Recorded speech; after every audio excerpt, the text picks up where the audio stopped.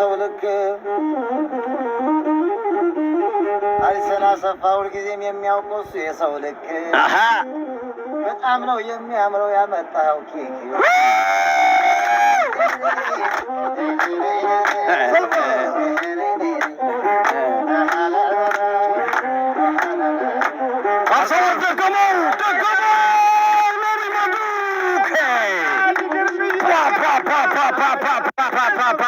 ማዱኬ እርበሉ እያለ ነው እንደ ህፃን ልጅ እያናደራቸው ነው።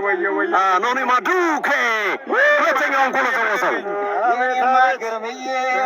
መትሽ ዜሮ ነው እንዴ ዜሮ ነው በለው ሁለት የነበረው በአምስት ሊሆንብህ ነው በለው በአራት ላይ ያልቅ ነው።